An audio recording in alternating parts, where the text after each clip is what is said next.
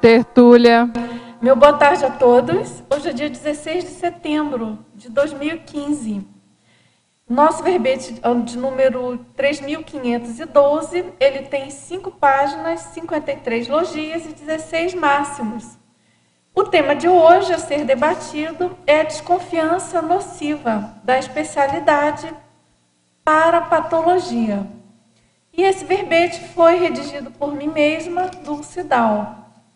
Na definologia, a desconfiança nociva é o ato ou efeito da falta de convicção irracional na probidade moral, nos trafores, nas potencialidades e ou nas qualidades profissionais de outrem, fomentando patopensenidade imaginativa ou fantasiosa sobre deslize, traição ou incompetência, inibindo a convivialidade evolutiva.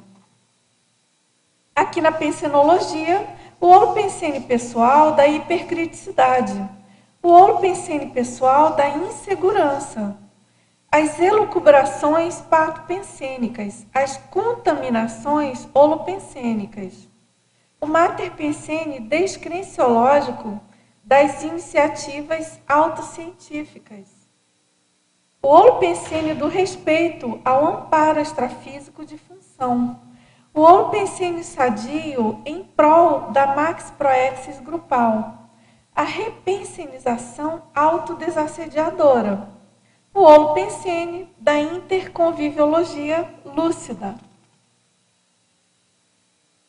Agora, aqui na argumentologia, a gente chama atenção que tem duas pequenas listagens. Primeira, raias, que estão abordando aí a questão das raias e dos limites bem delineados entre esses dois conceitos, que é o conceito de desconfiança cosmoética e desconfiança nociva.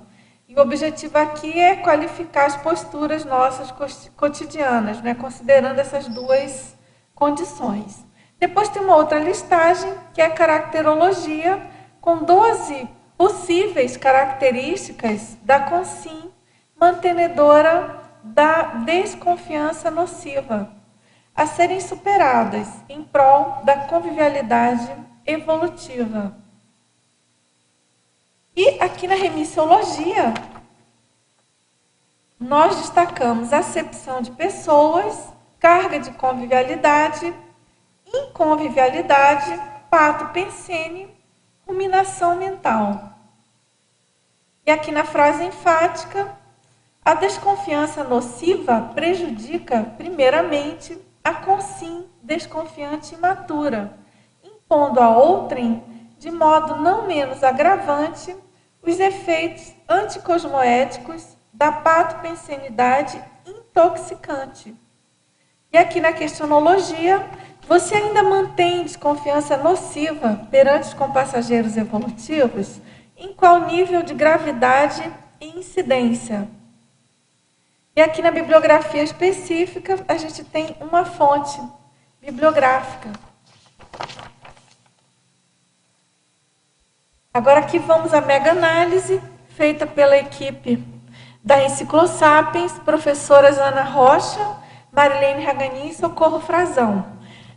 Cisma, descrédito, antiassistência, anticosmoética, patopensenidade, inconvivialidade, hipercriticidade, irracionalidade, insegurança, autoassédio, autoasfixia, arrogância, fechadismo, apriorismo, antiproexis, antidiscernimento, interassistenciologia, grupo karmologia, parapatologia, ressexologia. Agora, pessoal, eu queria fazer umas chamadas aqui, antes da gente iniciar, propriamente dito. Uma informação, eu queria reiterar a questão da reunião extraordinária do colegiado de intercooperação. Ontem a gente falou um pouco aqui sobre isso. Essa reunião aconteceu no domingo E esse colegiado de intercooperação é o órgão que reúne o maior número de pessoas da CCCI e ele tem vários objetivos, né, entre outros o de eleger o secretário-geral da Unicim.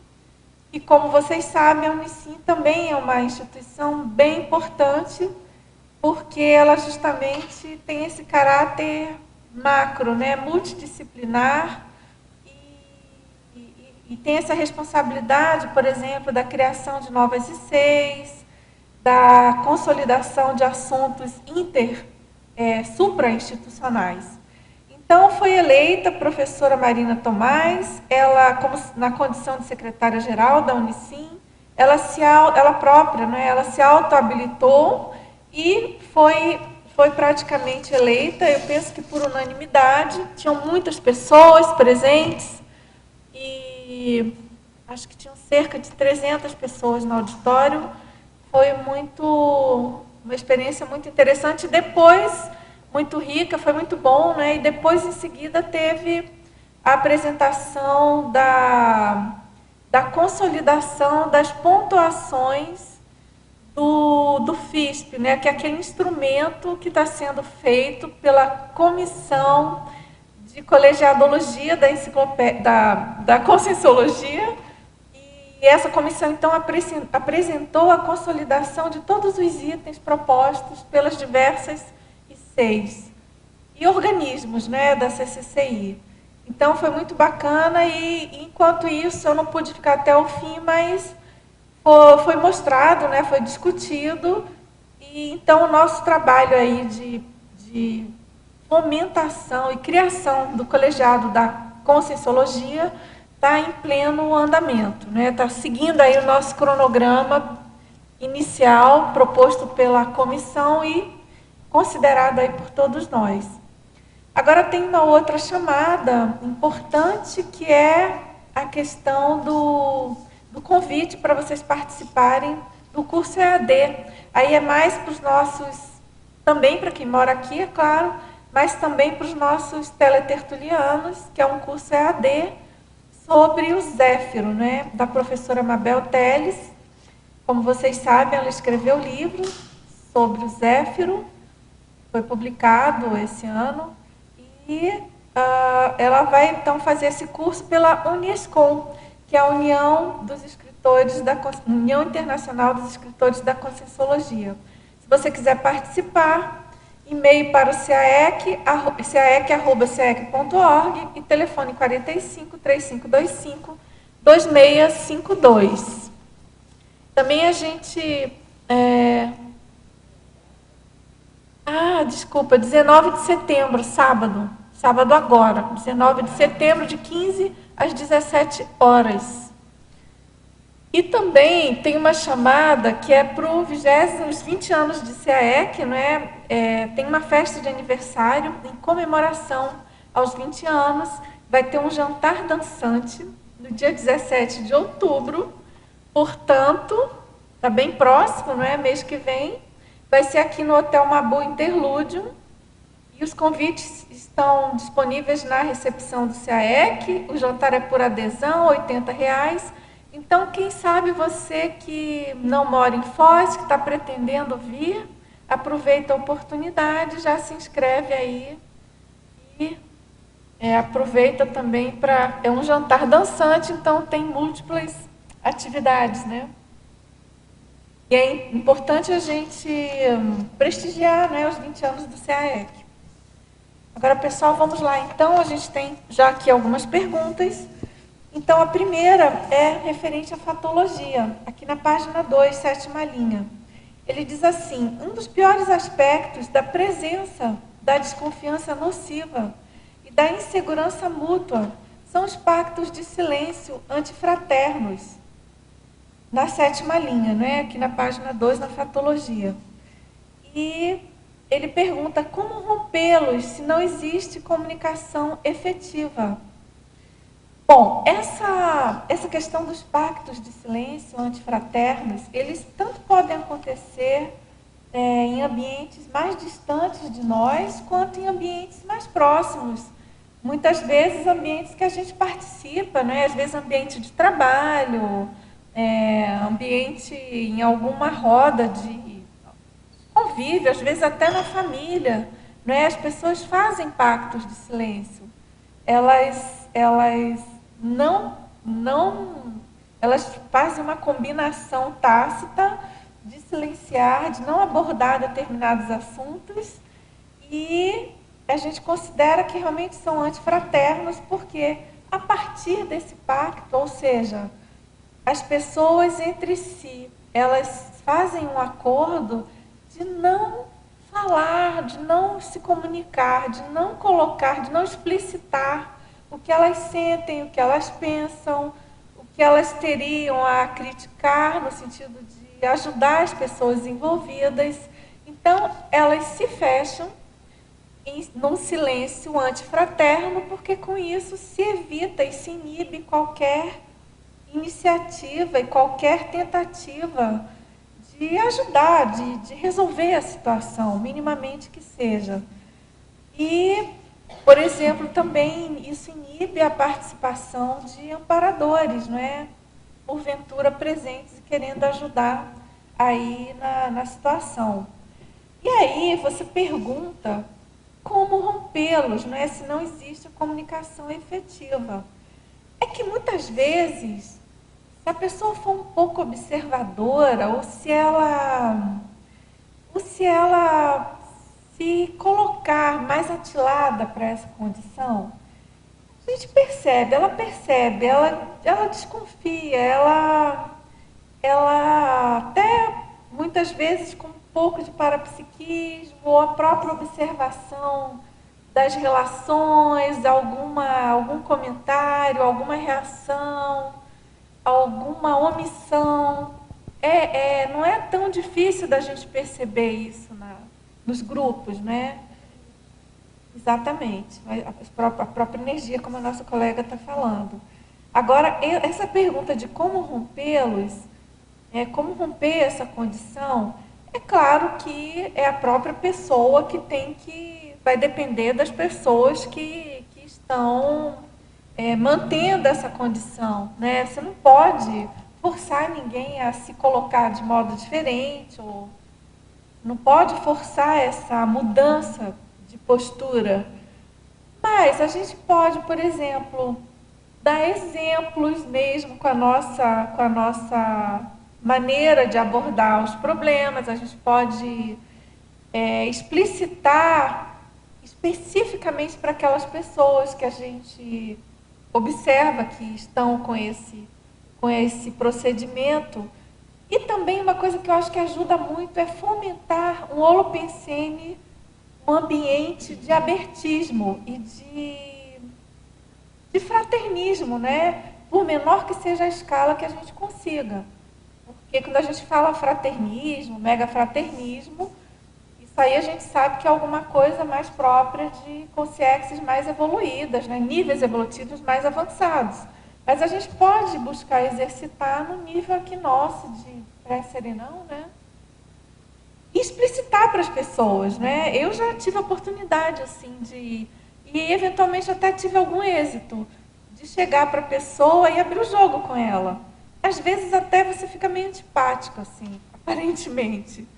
E às vezes mal compreendido no primeiro momento. Mas isso pode dar resultado depois, pode cair ficha, a pessoa pode entender que, claro, a pessoa que menos ganha, que mais perde com essa condição, é a própria pessoa, né? Os próprios envolvidos aí no pacto de silêncio, né?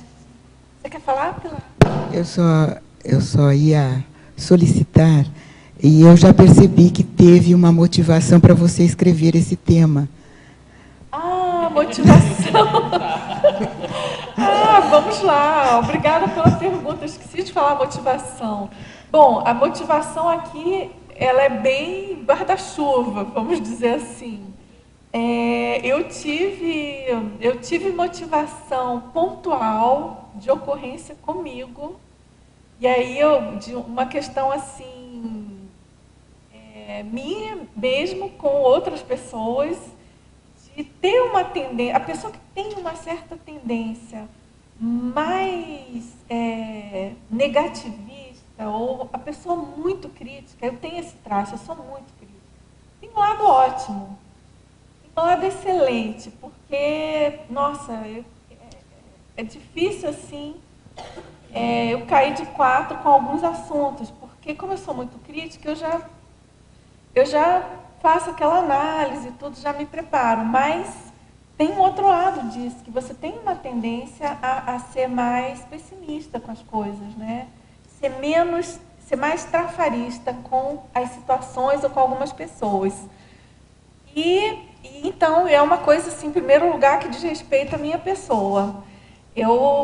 Esse verbete, ele, para mim, ele também é terapêutico, né? É profilático, terapêutico, enfim. Mas também eu observo muito isso nos grupos em geral, nas pessoas. Até como é uma coisa que eu sei que eu faço às vezes, que eu tenho isso ocorre comigo eventualmente, eu percebo, quando a gente tem o problema, a gente percebe muito claramente nos outros, né? Fica óbvio, fica explícito. E eu venho percebendo isso em várias situações, né? Ao longo da minha vida, nos lugares que eu trabalhei, na família, entre amigos e, claro, aqui na CCCI, né? Eu acho que isso é um traço, assim, complexo ainda, que predomina em alguns ambientes. E é como se fosse, assim, eu acho que tem a ver com mecanismo de defesa, mas isso não pode justificar de modo algum mecanismo de defesa, que eu digo num sentido bem lato sensu, né? Assim, você precisa manter desconfiança com as pessoas, com as coisas, com os fatos. Mas é o que eu coloco ao longo do verbete, né? Você precisa separar essas duas maneiras, né? Esses dois tipos de definir esses limites, né? Até onde isso é cosmoético, né? Então é isso. Me motivou porque eu tive a oportunidade realmente de presenciar de muito perto, assim. E às vezes situações, eu até percebi isso na minha família também. Situações muito críticas, muito graves, de condições assim de assédio muito forte entre as pessoas em função de alguma coisa que eu diria que muito mais que 50% era fantasia, né? Coisa imaginativa, paranoia, mania de perseguição, enfim. Sempre tem um fundo tem uma motivação que até pode ser verdadeira, pode. Às vezes a pessoa pode ter agido de uma maneira não tão correta com outra e pode ter ficado aquela fagulha, né, de desconfiança, mas do que eu venho observando, das pesquisas que eu tenho feito, a maioria, 51%, é infundado, é imaginação patológica, né? Então esse é o pano de fundo, assim, do verbete. E aí com isso eu tentei então chamar atenção aqui com o verbete, né, para ajudar todos nós, é claro, porque obviamente isso aqui é uma condição totalmente patológica e assediadora, né? Está fora de qualquer rota, de qualquer ambiente homeostático, assistencial, enfim, evolutivo, né? Bem longe assim de uma convivialidade cosmoética. E assim eu percebi também o quanto que esse tipo de colocação de autopensenidade pode minar uma possibilidade de uma convivência super produtiva, né?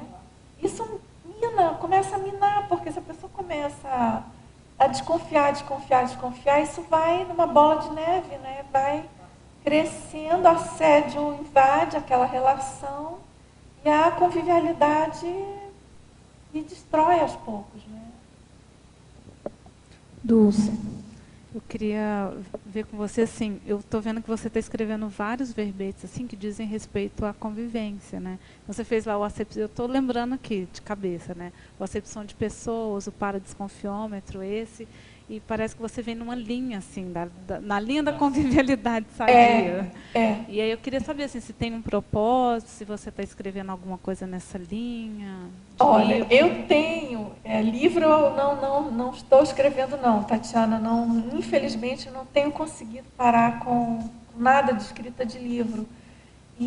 Mas eu tenho uma linha de pesquisa da convivialidade, da conviviologia.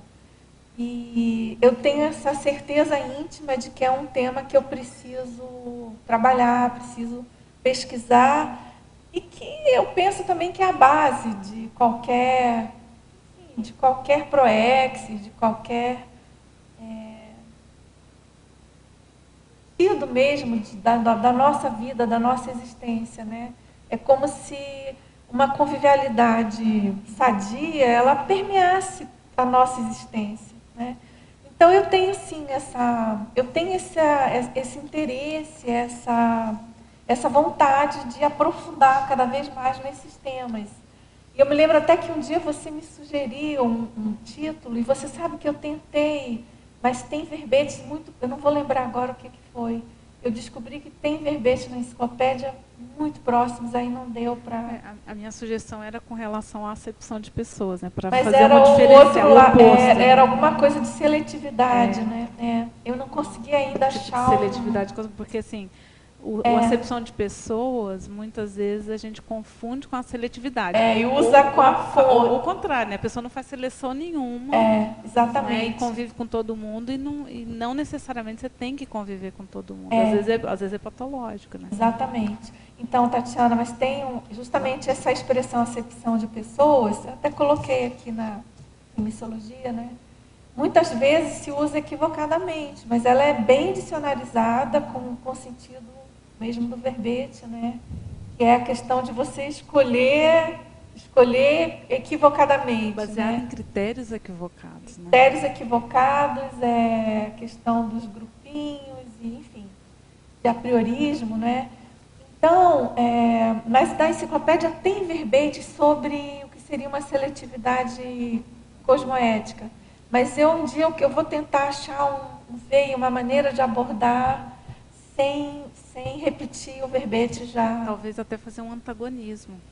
Pode dos ser. Dois pra, exatamente. Fazer esse contraponto. Talvez né? isso dê uma boa abordagem. Ô, Dulce, só mais uma questão aí na página 3, que eu vi assim, que no meu caso pode ser uma causa, né, dessa desconfiança nociva aí na fobiologia, que é o medo de perder o status e o medo de perder o controle. Como que você pensou aí, né, nessa relação entre esses dois medos e a desconfiança? Então, Tatiana, a questão da desconfiança, muitas vezes a pessoa não quer perder aquela posição que ela tem, né?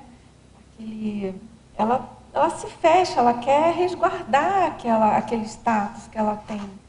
E ela começa a ficar muito preocupada com ela em relação ao entorno. E a pessoa tende a perder a visão de conjunto, a visão do todo, né?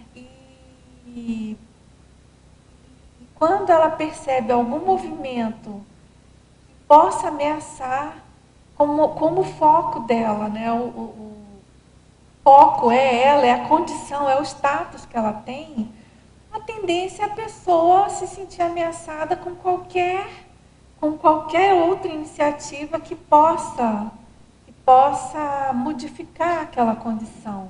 Então eu vejo que tem uma relação estreita, né? Aquela pessoa que tem muito apreço pelo status quo dela. E aí também isso tem uma relação com o controle, né? A pessoa que também é controladora, que ela quer manter o controle sobre tudo e todos, qual que é a tendência dela também? Ela desconfiar de tudo, na verdade. Ela sai desconfiando de todo mundo. Ah, não, mas espera aí, a pessoa tá fora da casinha, pulou a cerca. Ah, olha, tá fora do esquema aqui que foi combinado. Ah, a pessoa está querendo me derrubar. Ah, não, a pessoa tá está fora, assim, como é que eu vou saber o que ela está fazendo? Então, tem uma relação.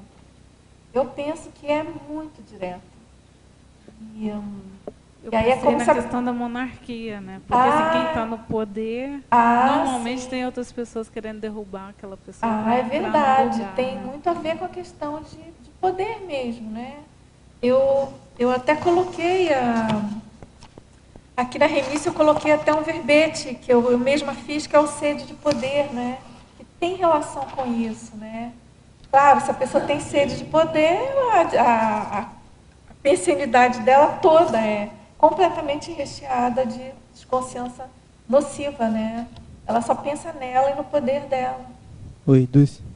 Posso perguntar aqui na argumentologia, o item 9 da caracterologia, você colocou raciocínio emocional. Você pode explicar um pouquinho isso aí? Olha, o raciocínio emocional, eu fico impressionada com o raciocínio emocional. É uma coisa que me instiga, assim, que eu quero até pesquisar mais. E porque às vezes você vê pessoas super inteligentes, completamente preparadas, e você não entende como é que a pessoa age e reage de determinada maneira. E você, fazendo uma análise assim mais depurada, a gente pode perceber que o raciocínio é completamente emocional. A pessoa mistura e faz toda uma elaboração técnica super elaborada, super assim, aprimorada, com N argumentos. Assim, é impressionante o negócio. Até difícil de você contra-argumentar ou de você entrar de alguma maneira ali naquela linha de raciocínio. É como se a ideia estivesse subordinada à emoção, né? A ideia, ela subordina a emoção dela à ideia. E ela cria um monte de argumento para defender a emoção que ela está tentando agir. E o que motiva aquele raciocínio é a emoção. E se o raciocínio é embasado em emoção, é claro que ele é completamente furado, né? Embora aparentemente não, mas no fundo é totalmente furado. Então, assim, até vou aproveitar da sua pergunta, não sei se clareou. Tem uma colocação aqui sobre a fatologia, aqui logo na página 2, 11ª e 12ª linhas, né? Que eu coloquei aqui o impacto da corrupção na desconfiança dos cidadãos e a desconfiança dos brasileiros nas instituições e representações do país. E aí ele pergunta, vivemos uma crise moral, ética, política e econômica sem precedentes, como reverter isso? Eu penso que assim, essa questão política, assim, partidária, essa coisa aguerrida, né, radical de algumas pessoas defendendo alguns partidos políticos, isso é recheado pelo raciocínio emocional. Porque, por exemplo, você vê essa condição atual do país, né? E muitas críticas feitas e muitos problemas vindos à tona, e você vê que muitas pessoas continuam fingindo que o problema não existe, que não tem nada, que veja bem, que é intriga da oposição. Então, é o que permeia, né, esse raciocínio emocional. Aí, assim, especificamente, né, ele pergunta como reverter isso, porque aqui eu fiz questão de colocar essa abordagem do impacto da corrupção na desconfiança, né, porque é claro que essa crise que a gente vive, né, que ele colocou aqui, é uma crise moral, ética, política e econômica sem precedentes, e a gente espera que essa crise nos permita avançar, nos permita mudar para melhor, né, o país como um todo, mas ela cria também uma crise de desconfiança muito nociva em nós todos, né? A gente já fica descrente, entre aspas, já fica desanimado para participar dos processos políticos, desanimado para exercer a nossa condição, a nossa cidadania, não é? Em função também de uma desconfiança nociva que vai se entranhando, né, se espraiando em cada um de nós. Então, eu quis chamar a atenção para a gente conseguir ter lucidez, né, de separar essas coisas, né, de buscar ter uma visão mais otimista e mais traforista das situações e, com isso, tentar conseguir ajudar a modificar alguma coisa. Então, a gente não pode deixar de ser otimista, claro, dentro daquela condição de cético, otimista, cosmoético, a gente não pode deixar de ser crítico.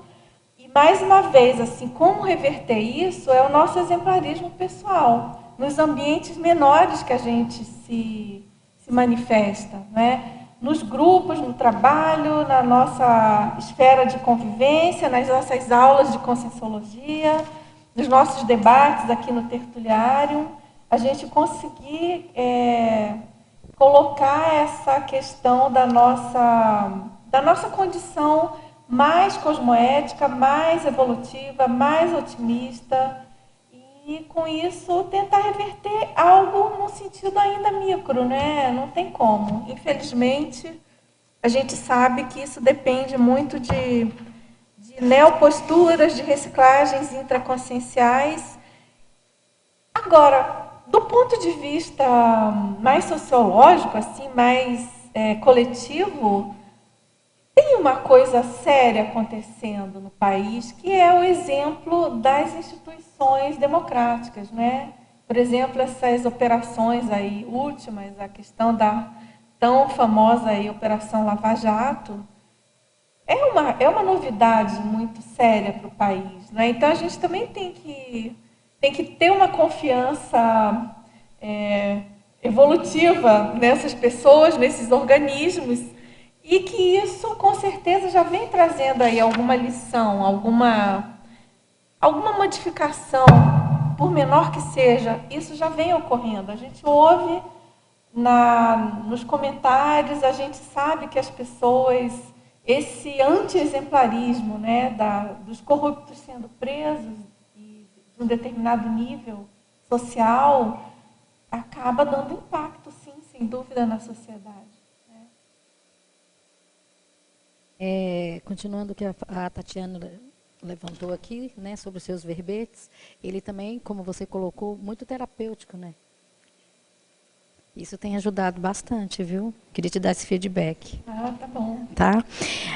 E aqui na página 2, na parafatologia, a quarta linha de cima para baixo, a convivência anticosmoética em retrovidas, dificultando a convivialidade atual. Você também mencionou alguma coisa assim de algum resquício de uma outra pessoa, né? E às vezes não sabe de onde isso vem. Provavelmente já vem de uma retrovidas, né? Sabe essa questão de uma certa antipatia que eventualmente existe entre as pessoas?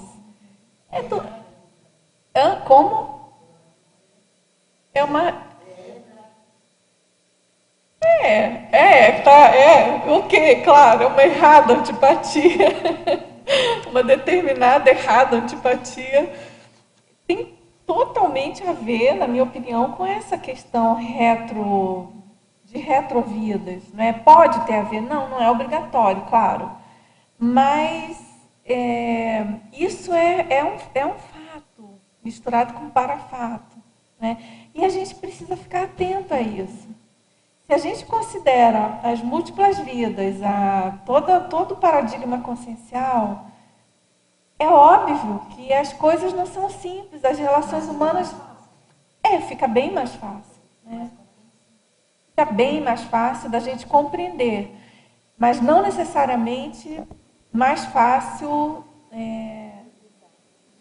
de colocar na prática e de resolver na prática. Mas quando a gente quer uma evolução e está em busca dessa evolução, não tem como fugir disso, né? Tem como não tem, fugir, né, né? Ieda? Tem que encarar a situação, né? Então, eu penso acho que isso que fortalece a gente. Né? E isso, por exemplo, quantas vezes a gente vê problemas seríssimos em grupos de convivência, em famílias, em empresas, também aqui na CCCI, você vê as pessoas se engalfinhando às vezes. Do nada, né? efetivamente aqui agora não tem motivo real, não tem, se tiver mínimo, nada que justifique esse tipo de postura.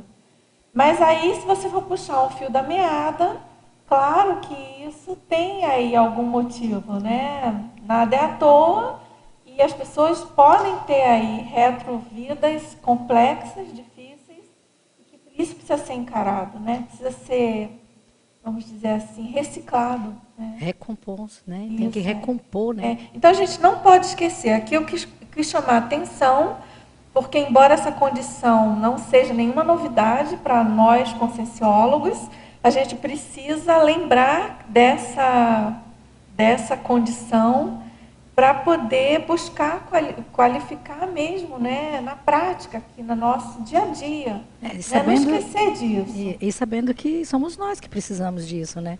Precisamos recompor para fazer ter a libertação, né? O espaço depois da recomposição. A fase, né? da libertação. Isso. Né? E eu achei interessante também você colocar na parafatologia, a segunda linha, é a mega fraternidade presente nas comunecas evoluídas. Você tem, assim, exemplos, ou já viveu alguma coisa assim? Projetada, que eu estou falando. O que eu posso te dizer? Eu tenho também certeza íntima, eu já tive mais de um retorno de projeção. Eu não consigo lembrar com detalhes, sabe? Mas eu até não faz muito tempo, eu tive um retorno e eu acordei com algumas palavras-chave. E era sobre essa questão de mega fraternidade, de comunex evoluída, de mega fraternidade. E isso me deu um impacto que me deixou bem diferente assim ao longo do dia e assim me fez refletir. É como se eu tivesse tido algum banho de loja que me fez pensar sobre isso e me colocou num outro padrão de manifestação. Não estou dizendo com isso que isso perdurou até hoje, mas eu tenho essa sensação. Eu acho que isso é comum entre nós pesquisadores, né? A gente tem aquele extrapolacionismo, aquilo coloca a gente numa condição muito diferente da nossa habitual. Mesmo que aquilo vá murchando com o tempo, né? Mesmo que murche com o tempo, coloca a gente num outro patamar, por mais que seja, por milimétrico que seja a mudança, são neossinapses, é um outro padrão de referência, né? Você falou projetada, né? Mas às vezes, com aquela técnica da autorreflexão, a gente também tem uns lampejos, assim. Eu ia te falar de laboratórios. A experiência que eu tive, por exemplo, a mais forte que foi... Em laboratórios, algumas, mas a mais forte que eu tive foi no serenário. No serenário. No serenário, essa questão dessa mega fraternidade presente, e assim, dessas consciências avançadas, né, e das comunex evoluídas, também é alguma coisa assim marcante, né, para a gente. Mas qual foi tua ideia depois de ter passado por esse momento? A ideia de colocar no verbete? Sim. A ideia é um antagonismo extremo, né? Se a gente já sabe, e a maioria de nós aqui tem esse padrão, teve alguma experiência com isso, não é exclusivo de um ou outro, a maioria tem. Já teve alguma experiência com esse padrão, ou no curso, ou aqui no tertuliário, enfim, algum extrapolacionismo nesse sentido. Então, o quanto que isso é distante dessa pensinidade de desconfiança nociva. A desconfiança nociva, ela mina qualquer iniciativa, qualquer tendência. É como se fosse assim, com desconfiança nociva, você... Não tem como, é totalmente defasado desse holopensene de mega fraternidade. Como comunex avançada, então, do holopensene de uma comunex. Assim. Lúcia, aproveitando que estão agora seguindo o assunto aqui, quando eu vi o título Desconfiança Nociva, logo me reportei a questão da consciência ingênua. Sabe? Essa questão do vice-versa ali. E eu fiquei agora pensando, o que é mais assim cosmoético ou mais assistencial, sabe, nesse momento? Porque a pessoa ingênua também, ela tem muitas coisas que são bem patológicas, né? Sim. É. Com certeza. E achar esse equilíbrio, esse limite, isso... é que a coisa fica mais difícil. Quando você coloca ali na mega pensenologia, desconfiemos, pensenizando cosmoeticamente. Eu queria que tu ampliasse, assim, para mim. Tá bom, vamos lá, Terezinha. O que você colocou, concordo totalmente, né? Por exemplo, aqui na minha antonimologia, eu acho que tem uns 2 itens. Eu vi ali. Por exemplo, o 4, que é a confiança excessiva. Exato, Eu não estou falando disso, a desconfiança nociva é o contrário disso, mas a confiança excessiva também é nosográfica. Exato. A confiabilidade patológica, que é próximo da confiança excessiva, né? A fiabilidade nosográfica também, o abono nocivo, a insuspeição anticosmoética. Exato. Enfim, são variáveis de uma superconfiança que a pessoa tem em outro, pode ter em outro, e que também é totalmente nocivo, igualmente nocivo, né? Porque é bem anticosmoético, né, Terezinha? Geralmente, quando a pessoa tem uma confiança exacerbada em outra, sem criticidade, geralmente a pessoa tem ganhos secundários sérios. Ela está ou se encostando na pessoa, ou se eximindo das responsabilidades evolutivas dela. É fácil você confiar cegamente em alguém. Tem uma questão também que eu estou levando em consideração, a questão energética, né? Aquela pessoa que tem um potencial maior naquele momento... Ela engole você. Ela engole, né? É muito fácil isso acontecer. É a coisa mais comum que tem. Se não fosse, não tinha tanta seita religiosa, tanta religião no mundo ao longo dos milênios, né? Não teria. A gente teria uma outra relação com religião, não é verdade? Exato.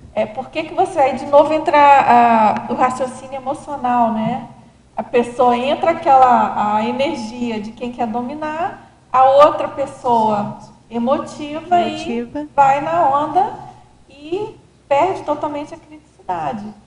Agora tem o outro lado também, né, Terezinha, que é o lado do carneirismo, né? O nome técnico é o panurgismo, que é o carneirismo, é a pessoa que se ajoelha cegamente, que segue cegamente um líder. E é bem nessa linha da confiança, da hiperconfiança nociva também. Mas às vezes tu vê pessoas que já têm um nível assim, de conhecimento doce nesse sentido, sabe? E acaba ainda levando, mantendo essa ingenuidade que está prejudicando a evolução da consciência naquele momento. Você diz a pessoa que até promove a outra, que agrega a outra. Não, eu estou falando a consciência que é ingênua, né? Ela já tem um nível de conhecimento. E mas isso, né, Terezinha, está assim no mundo, né? Então, por isso por isso que eu penso que a desconfiança nociva, a gente tem que entender melhor isso. Porque a gente não pode não ter desconfiança.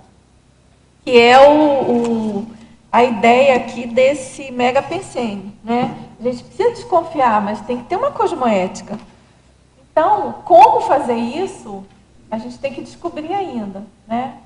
E a gente pode tentar amadurecer aqui. Eu tenho algumas ideias, assim. Por exemplo, nessa listagem que eu fiz aqui das raias. Agora, você quer falar alguma coisa em cima disso? Quero, mas eu queria que você aprofundasse mais na questão da fatologia, nesses 4 itens, na 9ª linha, de cima para baixo. Queria que você aprofundasse sobre os limites cognitivos autoimpostos, a interpretação tendenciosa, a fofoca e a transmissão alterada da notícia. E eu queria saber se tem a ver com a parafatologia, que fala aqui que seria, na 2ª linha, a falta de sinalética energética e parapsíquica pessoal, fomentando os falsos diagnósticos ou os traumas retrobiográficos, fazendo contraponto com a antonimologia. Então, peraí, antes você falou dos limites cognitivos, e qual outro item? Qual foi o outro item da fatologia? Os limites cognitivos autoimpostos. Sim, a interpretação tendenciosa, tá. A fofoca e a transmissão alterada da notícia. Tá. Isso aí é o Chanda. Isso aí é o fulcro é um dos fulcros, né, da Se tem com desconfiança relação à nociva. parapatologia, a falta de sinalética Sim, pessoal sim. e também com os traumas retrobiográficos. É claro que a falta de sinalética pessoal, ela vai fomentar esses falsos diagnósticos, vamos dizer assim. Mas a falta de sinalética já seria uma cereja do bolo. Antes disso, vamos voltar aqui porque é mais óbvio, né? O que é mais grosseiro, né? Então, os limites cognitivos autoimpostos, o que acontece? A pessoa que ela se impõe um limite cognitivo, ela não quer saber de mais nada, porque ela acha que ela sabe de tudo e que ela é a tal. E a partir daí ela se fecha, ela não quer ter uma visão maior das coisas, dos fatos, das pessoas. Ela é fechada, ela tem apriorismo. Com isso, ela cria uma versão dos fatos, tá certo? Se a pessoa ela se impõe a si própria limites cognitivos, ela não quer aprender, não quer ouvir nada, ela cria ali os conceitos dela e as versões e as histórias para ela mesma. E aquilo, então, é um fator bem alimentador da desconfiança nociva, porque ela se exime, ela deixa de pensar nos outros, no que as outras pessoas estão fazendo de fato, porque ela já tem uma visão dela pessoal, do mundo, das coisas, das realidades. Não, olha, é assim. E aí começa a ter imaginação errada. Indústria, mas isso então tem a ver pode ser com a vivência da pessoa de algum fato e ela pode, por exemplo, a poder pessoa ter nas relações interpessoais ter a mesma desconfiança. Por exemplo, a pessoa ela tem um fato pessoal, acontece um fato negativo, acontece algum desentendimento. Aí a pessoa já tem assim os limites dela, porque ela não quer nem saber, não quer nem ouvir mais nada. Ela já se impôs limites de cognição sobre aquele assunto. Ela não quer ter a menor abertura para entender mais sobre o que aconteceu de fato. Aí ela coloca isso em prática de modo mais acirrado. Ela não quero nem ouvir. Não acontece isso na prática. Às vezes duas pessoas se desentendem, tem até uma outra que quer ajudar e a pessoa, uma das que está envolvidas, não quer nem ouvir mais nada, porque ela tem limites autocognitivos autoimpostos. Não quero nem saber, não, eu já sei o que aconteceu. Isso aí não foi assim, não, você está errado. E aí piora tudo. Aí que ela vai exacerbando mais ainda a desconfiança e o negócio vai ficando mais patológico ainda, entendeu? É nesse sentido. Contraponto aqui, como tem aqui na antonimologia, ser uma desconfiança cosmoética, uma desconfiança lúcida e técnica. Como é que faz isso? Bom, em primeiro lugar, essa questão da desconfiança técnica, né, mais cosmoética, tem alguns itens que eu coloquei aqui na página 4 que eu tentei assim caracterizar o que compõe uma desconfiança homeostática, né? Ela tende a ser pacífica, ela tende a ser empática, ela é profilática, ela é evolutiva, ela é tarística, ela é megafraterna, ortopensênica, ela é traforista e ela fomenta a autocientificidade conscienciológica. O que quer dizer isso? Quando você está tendo uma desconfiança que se aproxima desses itens, que você está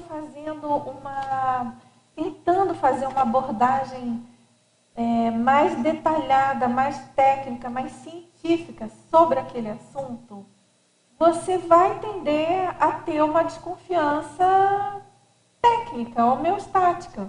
É aquela história de você não pensar no mal, na pessoa, no mal da pessoa em si.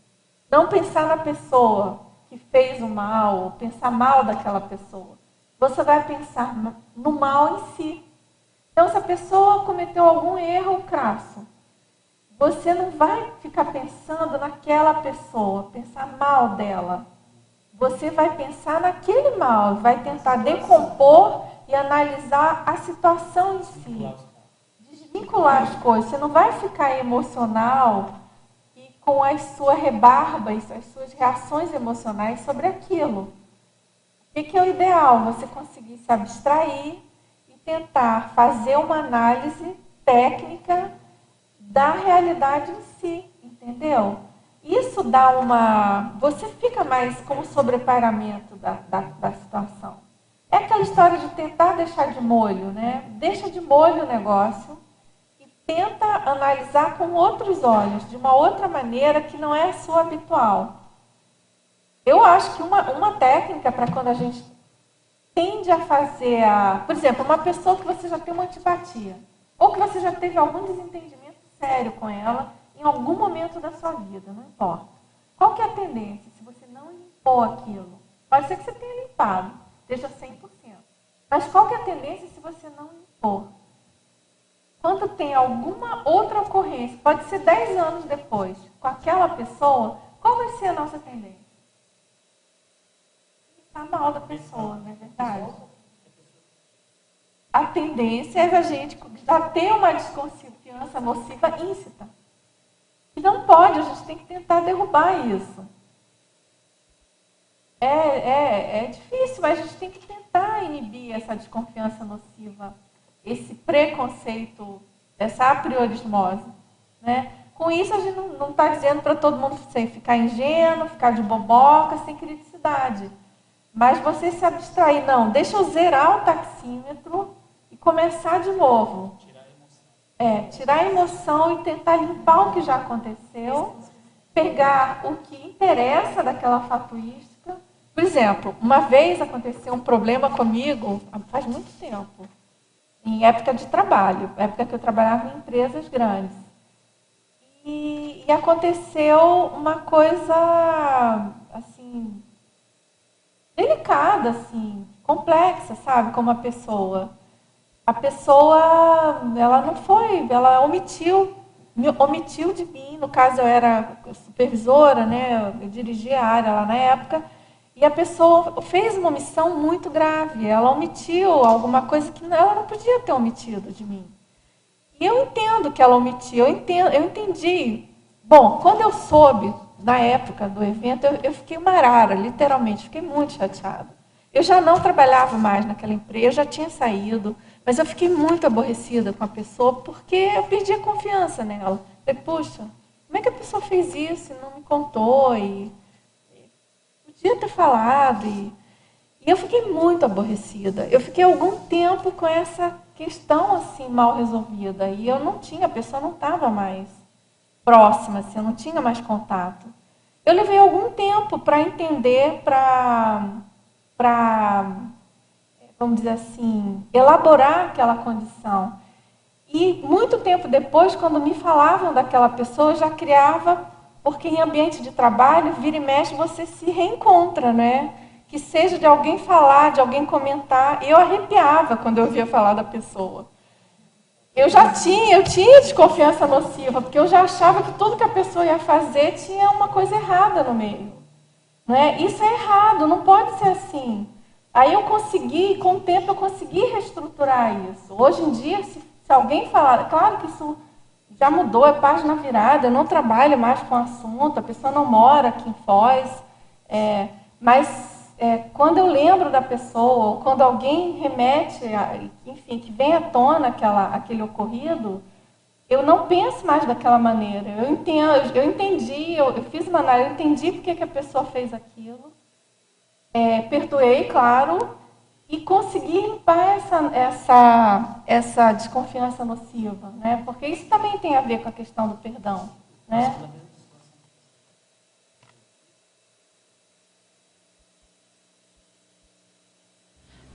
Fica uma situação chata quando você reencontra a outra pessoa, sabendo que tudo que tinha acontecido no passado, e você olhar para a pessoa e fingir que não aconteceu nada, né? Complexo, mas né? é bem complexo. Como é que a gente você tem que conseguir fazer uma nova capa, né? Falar assim, tudo bom? Porque assim, o mais simples que tem, o mais corriqueiro é deixar rolar, não é verdade? É deixar, botar embaixo do tapete. Até porque às vezes você não vê mesmo a pessoa, você não, né, fica muito tempo e até sai do seu circuito. Agora, se a gente pensar, puxa, a gente com esse conhecimento de conscienciologia, sabendo que a gente vai ressomar, que as interprisões existem, que a seriexologia existe, que os assédios interconscienciais existem, que a questão do holopensene, das energias, enfim, tudo, da nossa responsabilidade na condição de intermissivistas, como é que a gente vai deixar isso assim? Não pode. Não pode. Então, mesmo que seja que você não tenha mais uma oportunidade direta de conviver com a pessoa, eu penso que é importante fazer esse exercício de reelaborar essa problemática para você conseguir se livrar dessa desconfiança nociva, né? Parar, limpar esse negócio. Porque uma coisa é você limpar isso, você perdoar a pessoa, não precisa você concordar com o que ela fez, é diferente. Concordar é diferente, concordar é uma coisa, perdoar é outra. Você perdoa a pessoa não necessariamente concordando com ela, tá certo? No momento que você consegue separar, pronto, aí fica bem mais fácil. Ah, é? Não, claro que não. Eu digo que é mais fácil, né? Não é assim tão... Construir leva um tempo, né? Eu vejo uma questão de profilaxia aí. Se acontecer um fato que a pessoa tu não confia mais, tu tem que compreender aquilo para não repetir novamente com a mesma pessoa, né? O Valdo costumava comentar, né? Você tem que reconstruir. Reconstruir, aquilo, né? Mas e a às confiança... vezes tem coisas que nunca mais. Nunca mais, né? São A confiança, vidas, né, né? É Terezinha? profilático aquilo ali, até para evitar coisas piores adiante, né? Terezinha, por exemplo, é claro que tudo tem uma gradação. Tudo tem uma gradação, Aqui, claro que a gente não está falando, por exemplo, a pessoa... Isso acontece também ao longo da nossa vida. Você descobre que uma pessoa, sei lá, foi desonesta e roubou você. Você não vai ficar, tem que perdoar e deixar a sua casa aberta para a pessoa de novo. Exato. Não é disso que a gente está falando. A gente está falando de coisas mais sutis, né? De interrelações aí num nível razoável de ética, né? Que dá para a gente restaurar. Aqui na página 2, você fala ali, queria que tu aprofundasse em tecnologia, a técnica de confiar desconfiando. Como que você trabalha isso? Então, a técnica de confiar desconfiando. Quanto menos você conhece uma pessoa, né, você menos conhece. Então, a tendência é você ficar mais de pé atrás, né, meio que apalpando. Não tem aquela técnica de apalpar? Né? Então, isso aí também vai numa gradação. Se você conhece menos a pessoa, você vai desconfiar, você vai confiar menos. Então, você vai confiar menos e desconfiar mais. Qual que é a condição ideal? Você confiar mais e desconfiar menos. Vamos dizer assim, entre amigos. Você confiar 99% e desconfiar 1%. Por quê? Porque ninguém é infalível, não é verdade? Somos pré-serenões. A gente erra muito, a gente comete muitos equívocos, omissões, enfim. Então, daí também a importância daquele binômio admiração-discordância, né? Eu acho que esse binômio, ele resolve bem essa situação. Né? Ele dá conta, assim, de ajudar a gente a lidar com isso. Porque eu penso também que uma coisa que atrapalha demais as nossas relações é essa questão de a gente querer que a pessoa seja perfeita ou que a pessoa seja exatamente igual a nós, né? Não existe isso, né? Não tem como. Então, por exemplo, se você já sabe que a pessoa funciona muito diferente de você em determinadas circunstâncias, você já sabe que tal item é muito importante e você, por exemplo, está dependendo daquela pessoa para fazer tal coisa, vou dar exemplo assim mais simples para ficar mais fácil da gente entender essa técnica, né? Por exemplo, você tem alguém na sua família que você é amigo, assim, se dá bem, mas você sabe que aquela pessoa tem determinado trafar. Né? Por exemplo, a Às vezes a pessoa é fofoqueira, você sabe que a pessoa tem a língua solta, né? E faz parte, você já conversou, já explicou para fulano e tal. Qual que é a técnica, né? Você confia na pessoa que você sabe que ela é boa, que ela é cosmoética, assim, até certo ponto, ela não faz aquilo por mal. Tem muita gente que é fofoqueira que não faz por mal, mas ela, fulano, nem te conto. Mas aí, qual é a desconfiança que você tem que ter? Você tem coisa que você não pode falar para a pessoa. Você confia num monte de coisa nela, num monte. Mas tem coisa que não dá, você não pode falar. Porque tem informação que a gente já sabe que ela vai passar adiante. Ela não consegue segurar. Então, para que você vai falar? Você vai ficar alimentando, criando problema? Não. Não dá. Aí também o erro já é nosso, né? Quem faz isso, né? Patologia, na quarta linha de baixo para cima, você fala micro-minoria de intermissivistas. É sobre o que tu quer comentar sobre a questão da micro-minoria? Aqui eu estou chamando a atenção, a gente já comentou aqui entre nós, né? Mas eu estou chamando a atenção que isso ocorre também aqui entre os intermissivistas, né? Entre nós. E eu estou chamando a atenção porque, principalmente entre os intermissivistas, na CCCI, na Cognópolis, não só, essa convivialidade, novas bases cosmoéticas, ela é fundamental, ela precisa acontecer. Né? Essa questão da conquista do respeito mútuo. Né? E eu chamo a atenção da microminoria, Terezinha, porque isso também é interessante, né? Porque nós somos microminorias no planeta. Nós intermissivistas, a gente sabe disso. Pode parecer que seria mais fácil, então. Puxa, mas se a gente é microminoria, então a gente deveria ter uma convivialidade 100% homeostática, não é verdade? Puxa, somos tão poucos, somos intermissivistas, conhecemos a cosmoética, entendemos um pouquinho de evoluciologia, tentamos ser assistenciar. Por que não somos 100% cosmoéticos na nossa convivialidade? Por que a nossa convivialidade não é sadia 100%? Né? Fica a pergunta, não sei, cada um tem que fazer suas autopesquisas, né? Aí botei aqui para chamar a atenção disso. Tá?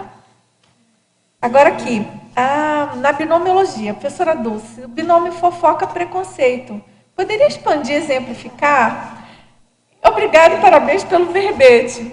Olha só, esse binômio, eu acho ele totalmente corriqueiro. Geralmente, quando tem uma fofoca, já tem aquele preconceito, né? Por exemplo, a Tiana falou, a gente comentou ainda há pouco da pessoa muito fofoqueira, né? Pode ver, a pessoa fofoqueira, ela já tem aquele apriorismo, ela já tem preconceito com outras pessoas que são o alvo, o foco das fofocas. Todo fofoqueiro tem aquela sua meia dúzia de pessoas que são, vamos dizer assim, são as fontes da fofoca. E essa fonte, assim, essa coisa da fofoca, ela é nitidamente relacionada a preconceito. Que aí você aquela pessoa é chata, aquela pessoa, ela é muito feia, aquela pessoa inconveniente, ela é consumista, ela é tudo de... Você já cria aquela aura, né? E vai aumentando o negócio, né? Vai aumentando diante a isso, já fica com aquela desconfiança, e aquela pessoa vai pisar na bola ali de novo. Então, você pode até nem ter esse já preconceito anterior, mas aí naquela linha do que eu falei ainda há pouco, a pessoa escorrega na casca da banana, né, ou do tomate. Aí pronto, a pessoa já fica, né, com aquele estigma. Aí o que o fofoqueiro faz? Da próxima vez que a pessoa nem chegar a escorregar, a pessoa até viu ali que tinha uma casca de banana, o que o fofoqueiro faz? Ele já sabe que ela escorregou. Qual que é a tendência? E a pessoa vai escorregar na casca da banana, hein? Olha só. Da outra vez ela caiu feio, aí vai. E aí o negócio se alastra e vai embora. Isso. Agora aqui na fatologia, de baixo para cima, na sexta linha. As várias interpretações do mesmo fato. Você poderia comentar com exemplos? Isso é bem corriqueiro. Isso, assim, eu tive vários... foi interessante, vou falar de novo da época que eu trabalhava em empresa, que eu tive a oportunidade de mais de uma vez sair em revistas, assim, revistas de renome, tudo, nacionais, não é? Algum assunto, algum fato sobre aquela empresa que eu trabalhava. E, eventualmente, por exemplo, eu já tive a oportunidade de participar dentro dos bastidores daquilo que tinha acontecido. E é impressionante como o que é publicado, o que é escrito pela versão ou de quem contou, ou do próprio, da pessoa que escreveu, do jornalista, ou do editor da revista, não importa. Aparece ali uma outra história. E aí você lê aquilo e fala, puxa, mas é o mesmo local, são as mesmas pessoas, é a mesma empresa. E isso, sempre, eu não sei, às vezes que eu tive a oportunidade de participar dos dois lados, quer dizer, de participar do de bastidor e de ver a coisa publicada, é interessante você ver as diferenças, né? É interessante a questão de você constatar as várias interpretações, né? E aqui na CCCI, por exemplo, na Conscienciologia, a coisa mais simples que tem, mais fácil de acontecer, é isso, né? Por exemplo, aqui, tem, né? Vocês que estão aqui no tertuliário, se alguém ali embaixo perguntar alguma coisa de alguma ocorrência aqui, é muito difícil duas pessoas, dois de vocês falarem a mesma coisa, né? Cada um tem sua versão. E isso por um lado é bom também. Significa que cada um tem a sua singularidade. Mas qual é o problema disso? Que às vezes a pessoa só vê aquilo que ela quer ver, ou só vê o que ela consegue, ou só o que interessa. E isso às vezes pode ser nosográfico também, né? Aí é que é o problema. A gente interpretar, é preciso interpretar os fatos, não tem como a gente viver sem isso. Mas é preciso a gente tentar interpretar, buscar interpretar da maneira mais fidedigna possível e, claro, dentro das nossas possibilidades cognitivas, parapsíquicas, né? Dentro do que a gente consegue. Queria fazer uma pergunta aqui na fatologia, de um item só. O que você quis dizer na oitava linha, nona linha, de baixo para cima, sobre a caça às bruxas? De correr atrás, de perseguir sobre alguma coisa, algum assunto? Essa expressão se refere à questão, tem a questão literal da caça às bruxas, né? Se a gente pegar aí história humana, né? Desde aquela condição das bruxas, entre aspas, literalmente serem perseguidas, porque tinha alguém ou alguma instituição, por exemplo, a igreja, no caso, se sentindo ameaçada pela abordagem dada pelos feiticeiros e de um desvendamento, né, um desvelamento de uma realidade extrafísica que não interessava para as religiões, no caso para a Igreja Católica, eu me refiro, tem desde essa condição específica, né, histórica, e que isso se embasa também numa desconfiança nociva, né, de que as bruxas são maléficas, que são enviadas de Satanás e representantes, né, do demônio. E então essa expressão ela perdura, né, perdurou ao longo dos séculos e na verdade a caça às bruxas, por exemplo, também foi usada na questão política, né, da política americana, estadunidense, em relação à caça aos comunistas, né? A questão da mania de perseguição e de achar que os comunistas também matavam criancinhas, independentemente aí de qualquer defesa ideológica, eu não estou entrando nesse mérito, porque eu não tenho nenhuma afinidade, mas, enfim, não é esse o caso, é a questão também da pensenidade nociva em relação a algum grupo, a algumas pessoas. Então, a caça às bruxas nesse sentido, tá? Assim, ela tem um sentido amplo, né, de você perseguir determinadas pessoas com algum rótulo que a sociedade impôs, embasado em algum preconceito, em algum apriorismo e, claro, gerando aí toda uma desconfiança nociva relacionada ao mal, né? Agora, aqui na parafatologia, de baixo para cima são os acertos grupocármicos, aqui na quarta linha. Então, ela pede para eu expandir. Minha amiga da Alemanha, os acertos grupocármicos, a gente comentou anteriormente, justamente a gente precisa ter noção e ter consciência da importância dos nossos acertos grupocármicos, da nossa vivência aqui humana, necessitando que nós façamos ao máximo possível os nossos acertos grupocármicos, e para isso a gente precisa evitar a desconfiança nociva. Por quê? Porque justamente é das pessoas que a gente vai tender a manter mais desconfiança nociva, provavelmente em relação a essas pessoas que a gente precisa fazer mais acerto grupocármico. Eu tenho essa hipótese.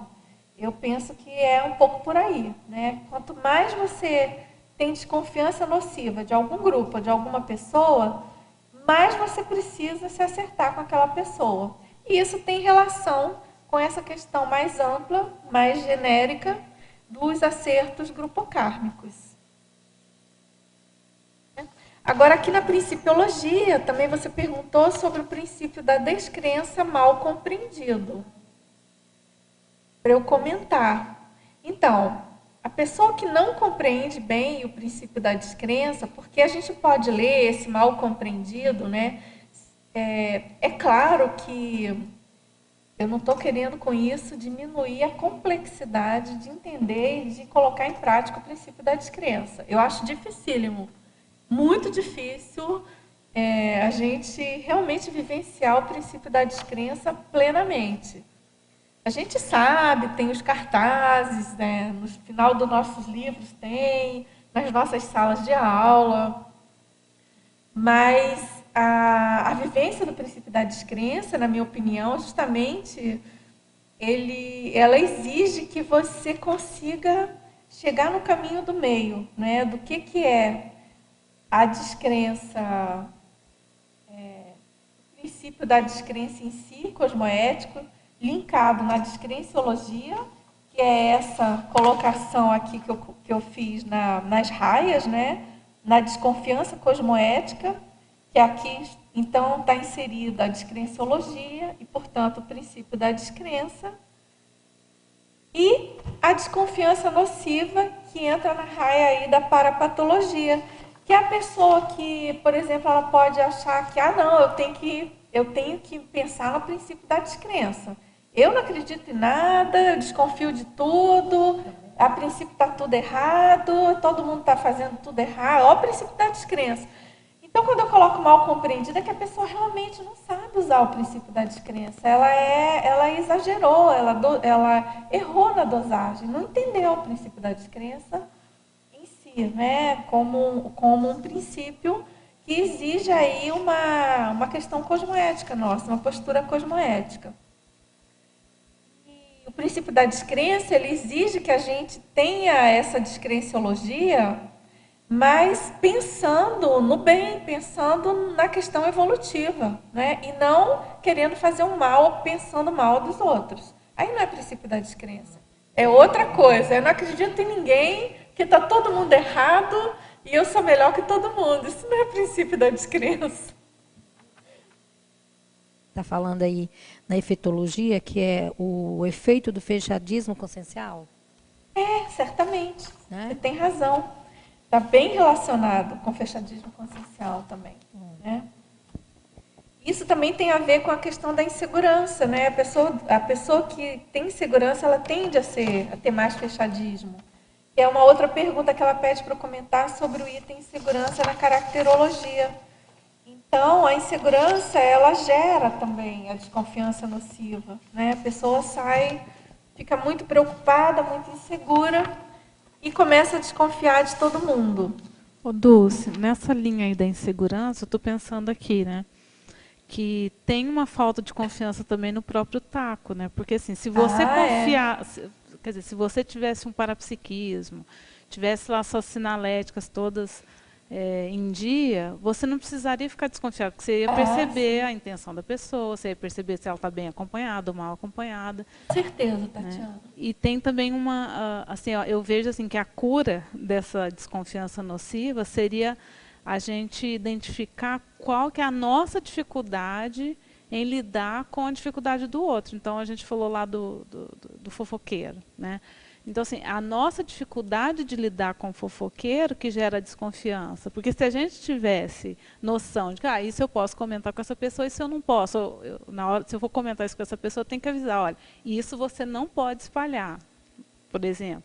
Então, assim, a nossa incapacidade de lidar com aquela dificuldade, né? E aí a gente coloca a responsabilidade no outro. Tipo assim, não, eu não confio em fulano porque fulano agiu assim. Mas é uma incapacidade nossa de lidar com aquela dificuldade, né? Com certeza. Porque essa questão da autossegurança, ela está muito relacionada.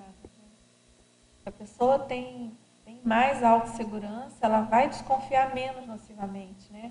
Até coloquei lá na terapeuticologia, né, a conquista da autossegurança a partir do aprofundamento nas autopesquisas. Né? Porque vai ser baseado em fatos, né? Não na crença. Não na imaginação. Né? Agora, aqui na maniologia, você poderia aprofundar o item mania de fazer muxoxo? Mania de fazer muxoxo. Se a pessoa tem desconfiança nociva, uma coisa essa expressão facial do muxoxo, né, já torce, fulano, é bem relacionado. Pode observar. A pessoa, quando faz um muxoxo sobre outra, geralmente já está pensando errado ali da pessoa, da questão, do fato, já tem ali uma breve distorção. Nem sempre, né? Mas em geral tem. Então, é mais um detalhe para a gente observar, para tentar evitar, né? Porque, às vezes, são pequenas posturas, pequenas manias que a gente tem, e que elas, por si só, já remetem, já ajudam a fortalecer essa negatividade, né? Página 2 ali. Queria que comentasse os pactos de silêncio antifraternos. Na sétima linha. Eu comentei um pouquinho isso anteriormente. Os pactos de silêncio antifraternos, pactos entre mais de uma pessoa, né? Entre uma ou duas pessoas. Então, a gente observa, pode ver isso, que às vezes duas pessoas ou mais, às vezes é um grupo, eles fazem um pacto entre si. Silêncio, de não se manifestarem, de se calarem, de se omitirem, porque aquilo é mais cômodo, diante de uma situação que eles poderiam se manifestar e, com isso, ajudar a situação. Então, por isso que ele é antifraterno, né? Esse pacto de silêncio perante algum cenário e que o que leva ao pacto de silêncio, muitas vezes, é a desconfiança nociva. As pessoas têm desconfiança nociva de outra ou de outrem. Elas fazem o pacto de silêncio. Vamos ficar aqui, que aquela pessoa ali, nossa, não tem aquilo ali. Ou então, às vezes, é porque é mais prático mesmo. Não vamos falar nisso não, deixa para lá. Aí faz aquele pacto, não fala, aquilo multiplica, porque a patopensenidade continua e aumenta. E não resolve, né, Terezinha? É antifraterno, né? Não ajuda em nada, né? Então, daí a ideia de trazer a nós da gente pensar nessa responsabilidade. Uhum. Eu achei muito interessante, eu queria deixar aqui na página 2 também, para a patologia, que eu achei muito profilático, quando tu coloca ali a ausência do estado vibracional profilático sustentando a desconfiança nociva, a falta de sinalética energética e parapsiquismo pessoal, fomentando os falsos diagnósticos. Acho que isso aqui está em ponta mesmo, né? Didático. Colocar isso em prática. Né?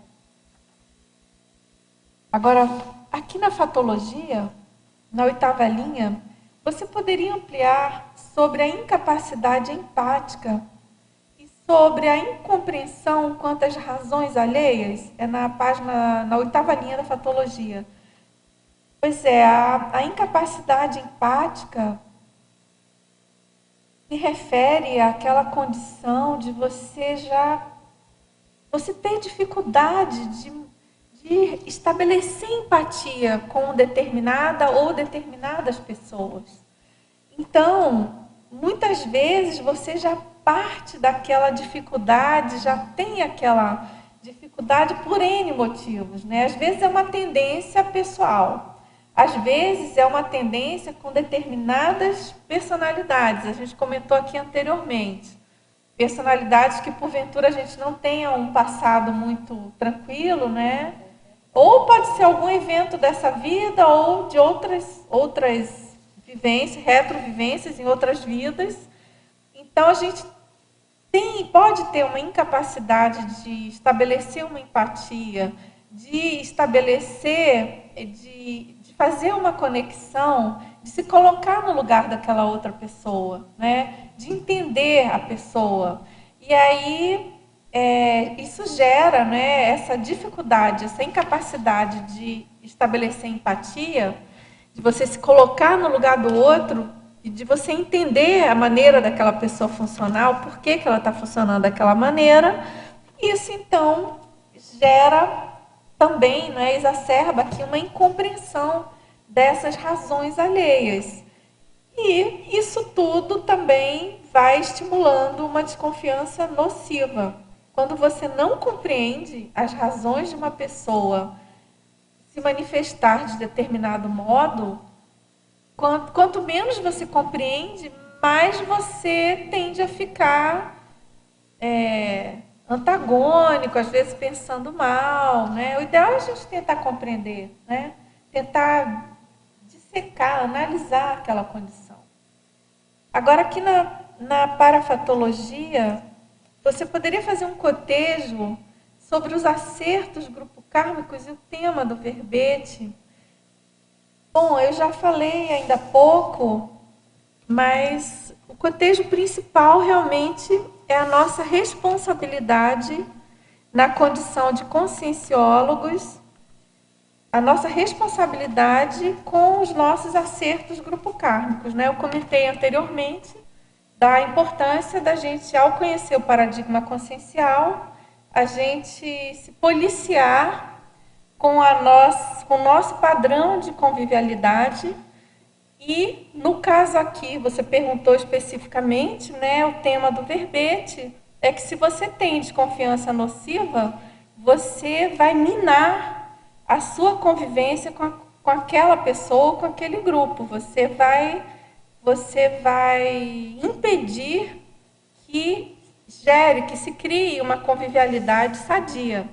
E sem uma convivialidade sadia, eu faço a pergunta para você, como fazer acerto grupo kármico? Impossível. Não existe essa possibilidade, né? Então, daí a gente está chamando a atenção para isso. Agora, tem uma colocação aqui da nossa amiga de Conceição dos Ouros.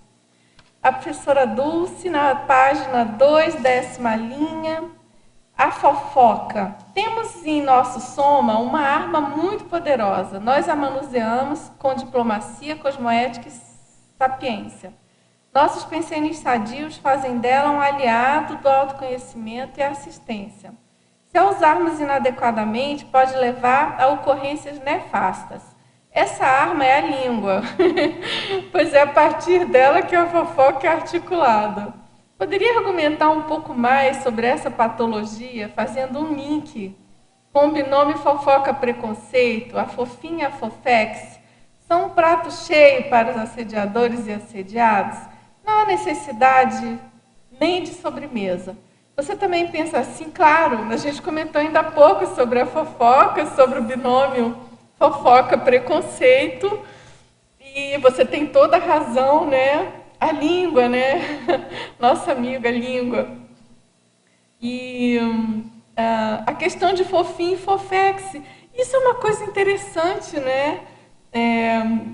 A gente aqui na Conscienciologia, conhecendo também a questão da importância da Fofex, ainda assim a gente cai em esparrela, né? A gente deixa rolar fofinho, eventualmente. E a gente está falando aqui daquela fofinha malévola, né, gente? Não é aquela conversinha de atualização, vamos dizer assim, motivadora até das nossas proexes, na verdade. Não tem aquelas novices, chamemos de novidades, né? A atualização, é a atualização evolutiva. Atualizações homeostáticas, ortopensênicas, enfim. Mas a questão da Fofex, gente, não tem nada mais fácil do que acontecer que um assediador fazer fofoca. E transmitir fofoca. E é impressionante. A gente vê isso, não é? Constatar. Muitas vezes você percebe claramente que aquilo ali foi coisa de assediador extrafísico. Porque a pessoa junta umas pontas que nem tinha como ela juntar. Eu já percebi, às vezes, até em coisas assim de parente, sabe? Você não entende como é que a pessoa juntou, que teve aquela ideia. Só tem uma explicação, né? Porque aquilo que a gente comentou ainda há pouco, de não comentar com a pessoa, para ela não fazer a fofoca, tem um outro lado sério disso, né? A pessoa fofoqueira, dependendo do padrão dela, ela é super mal acompanhada de assediador fofoqueiro também. Então, às vezes, nem é ela que conta a fofoca. O assediador ajuda a fofoca a chegar para outro. Ou ele mesmo, diante daquela fofoca, ele tira partido e já cria uma confusão ou outro problema em cima daquela fofoca. Porque isso existe, né, gente? Não pode esquecer. A fofoca, a Fofex, que nem chega para a gente como fofinho, mas que gera uma série de assédios, né, interconscienciais. Isso é super sério. Então, nossa querida amiga aí, obrigada por mandar o e-mail. E ela agradece, manda um abraço aí, alinhado ao fluxo do cosmos, a todos nós, né? Tudo de bom. Você quer falar, Fernanda? Do fluxo do cosmos aqui. Eu queria perguntar sobre que é o último item da parafatologia, que é o alinhamento dos sentimentos pessoais ao fluxo do cosmos. Puxa, ela estava alinhada então, né? Justamente esse alinhamento, se você mantém os seus sentimentos pessoais alinhados ao fluxo do cosmos, é completamente antagônico a qualquer indício de desconfiança nociva. Eu já fiz essas experiências. Assim. Quando a gente consegue se manter, por algum motivo, ou evento, ou curso, ou laboratório, não importa, você consegue se manter mais alinhado, mais homeostático, num padrão acima do seu, não tem hipótese de ter esse tipo de autopensenidade. Então, é mais um motivo, né, Fernanda, para a gente evitar, porque aí tem o sentido inverso, né? Isso é mão dupla, né? É para a gente evitar cair na desconfiança nociva, porque isso afasta a gente do fluxo do cosmos, certo? Agora aqui na parafatologia. Pois é, sobre a megafraternidade. Como a gente está aqui com várias perguntas, eu não vou me avançar mais nisso, a gente já comentou anteriormente da megafraternidade presente nas comunexes evoluídas, né? A mesma coisa também a gente pode pensar nessa mão dupla, né? A gente, com essa desconfiança nociva, a gente se distancia substancialmente da megafraternidade das comunexes evoluídas e, com isso, também afasta os amparadores e as consciências mais avançadas da nossa psicosfera.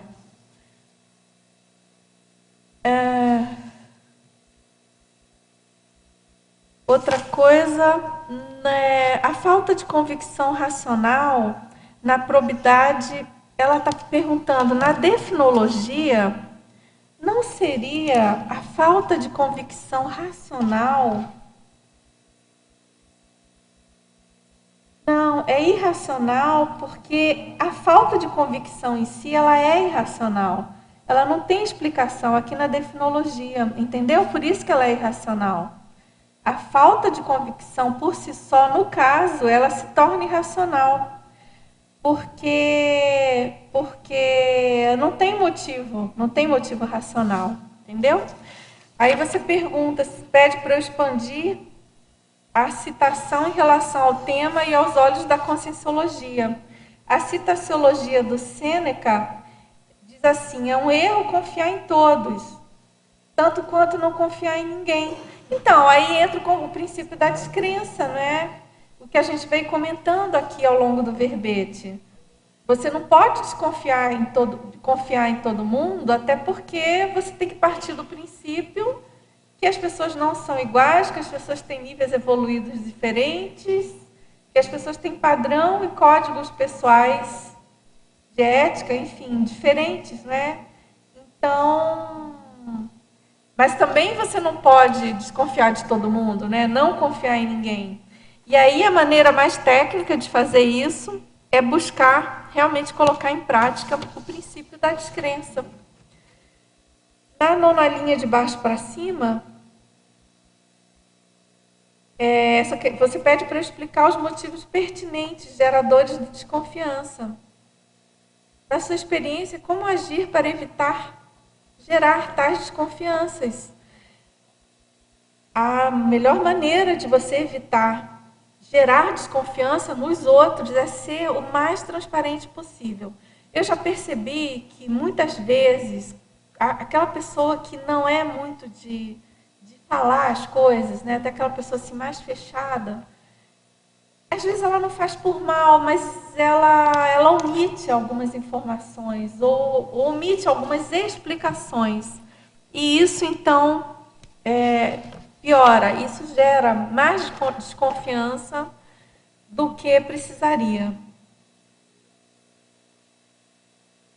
Agora, na fatologia, sobre a bitola ideativa pessoal, na nona linha.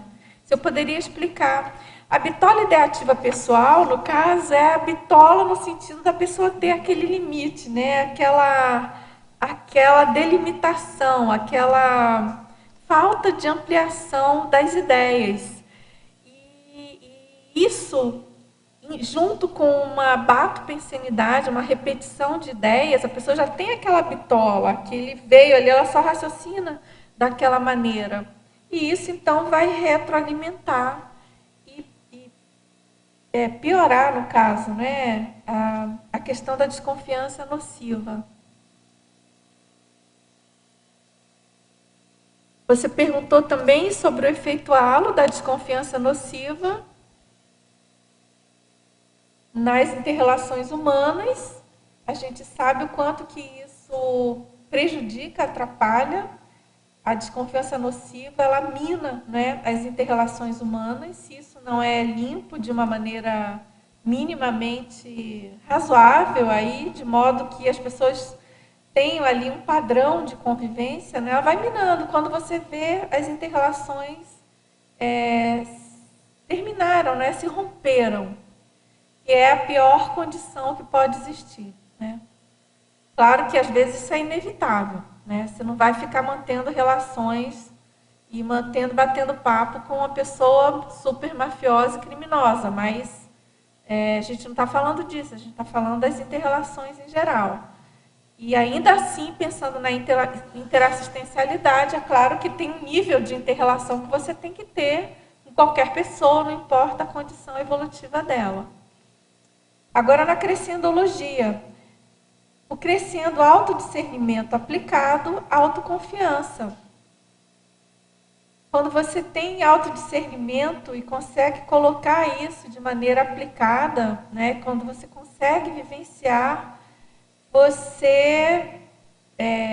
a tendência é você aumentar também a sua autoconfiança. Por quê?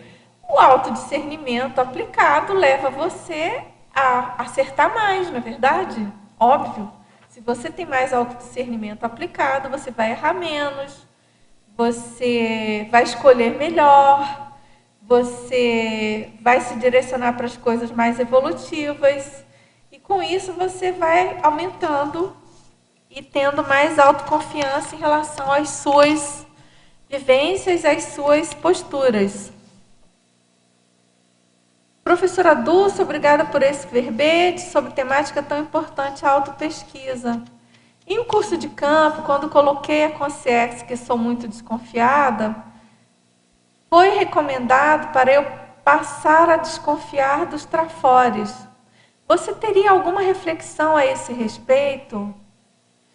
Essa orientação é importante, é interessante. Você ser mais traforista com a questão das pessoas que você desconfia e pessoas e situações.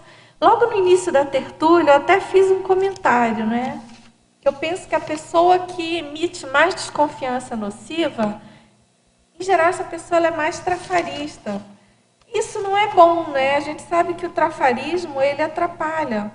Eu coloquei também ali na minha listagem, na página 4, né? Na desconfiança nociva, a pessoa é mais trafarista.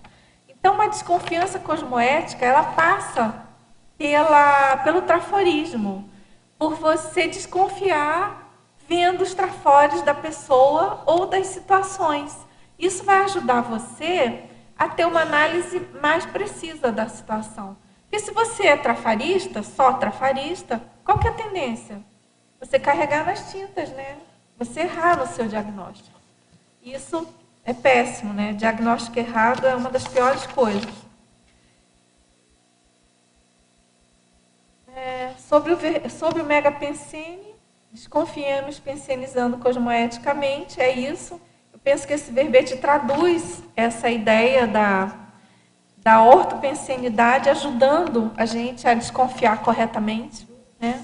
Com muita pergunta aí, dá para responder uma? Tem que ser bem rapidinho. Na ortopensatologia, desconfiança. A desconfiança cosmoética é irmã gêmea do princípio da descrença. Exatamente. Né? Quando eu achei essa ortopensata, eu fiquei bem feliz, porque ela traduz bastante a Por ideia isso que assim, geral. esse link Traduz agora. bem, sabe? Uhum. Porque é isso que a gente precisa, né? O princípio da descrença não quer dizer que não é para você. Claro. Não é para você desconfiar de tudo. Mas você tem que ter cosmoética, né? Uhum. Você não pode fazer isso de modo anticosmoético. Aí não é o princípio da descrença. É por isso que entra a ingênua, né?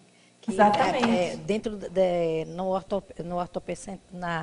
como é que diz, no livro dele, ele fala que a consciência ingênua, ela é anticosmoética, né? Ah, sim, totalmente. Não é isso? É na linha da consciência incrédula, do Isso. carneirismo, né? Uhum. A pessoa é anticosmoética, ela está se acompliciando ali com uma situação anticosmoética. E para ela está sendo cômodo, né? Obrigada. Agora, admito que fiquei pistantrofóbico, ou seja, sofri de pitanstrofobia devido principalmente às experiências negativas de diagnósticos equivocados. Puxa, falei de diagnóstico no âmbito da medicina convencional. Só melhorei desse medo de confiar nas pessoas depois de iniciar os estudos na conscienciologia. Hoje faço uso do meu autoparapsiquismo lúcido. Poderia corroborar sobre tais afirmativas? Eu concordo com você. O parapsiquismo ajuda demais a desconfiança cosmoética, né? Com certeza, o autoparapsiquismo lúcido, ele aliado aí ao paradigma consciencial, ele é que vai dar a ferramenta, né, mais apropriada para a gente fazer uso da nossa desconfiança cosmoética. Sem dúvida, você tem toda a razão. Eu assino embaixo dessa sua colocação. Você poderia comentar sobre o pato pensenarium anticosmoético? Aqui o pato pensenário, no caso, seria o holopensênio, né? O ambiente, o local antiproéxico. Ele é totalmente... No caso, esse pato pensenário antiproéxico, ele vai retroalimentar essa condição da desconfiança nociva, ao mesmo tempo que uma desconfiança nociva vai estar gerando nessa pessoa uma patopensenidade, ou seja, uma pensenidade errada, equivocada, nosográfica, que vai ajudar a pessoa, aliás, vai atrapalhar a pessoa na proexis dela. Ele pergunta também sobre os argumentos ad hominem. Justamente o argumento ad hominem é aquele argumento à pessoa, né? Ele se refere não à ideia, mas àquela pessoa. E ele, então, tem relação com a desconfiança nociva. Por exemplo, você já começa a desconfiar do que aquela pessoa vai falar, não da ideia do que ela vai dizer. Você já pode ter uma desconfiança nociva dela, porque você da ideia, porque você vai pensar na pessoa que você já não tem muita empatia ou já teve algum problemazinho com ela. Então, eu estou chamando a atenção para a gente usar argumentos, não ad hominem, não as pessoas, né, a pessoa, mas as ideias da pessoa. Isso também vai ajudar a gente a ter menos desconfiança nociva. Gostaria que você relacionasse os bato-pensenes autoassediadores ao tema do verbete. O bato-pensene autoassediador é aquele bato-pensene é o pensene repetitivo, né? Ele fica ali buzinando e repetido, atravancando a sua pensenidade mais límpida. Então, eles são autoassediadores porque eles não são evolutivos. Você vai estar pensando exaustivamente numa coisa que não é boa. É claro que você pode ter um bato-pensene que não seja autoassediador, mas no caso eu me refiro a esse. E isso, então, está bem relacionado com a desconfiança nociva. Geralmente, quando você tem uma desconfiança nociva, aquilo não fica ali impregnado na sua psicosfera. Tem a questão dos morfopensenes criados, e aquilo vai retroalimentando aí uma bato-pensenidade nosográfica, né? Aí você pede para eu falar sobre a repensenização autodesassediadora. No caso, a repensenização seria você repensenizar, não é? Você adotar uma nova pensenização, uma nova maneira de pensenizar sobre aquele assunto ou aquela pessoa, e isso então vai gerar o autodesassédio sobre o tema. Muito importante essa postura, essa condição.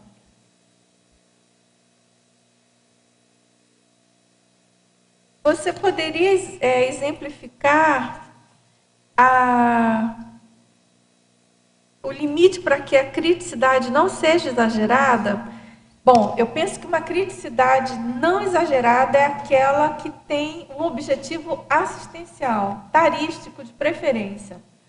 Se você faz uma crítica, se você tem uma criticidade que não é para ajudar em nada, é melhor você não fazer, você evitar.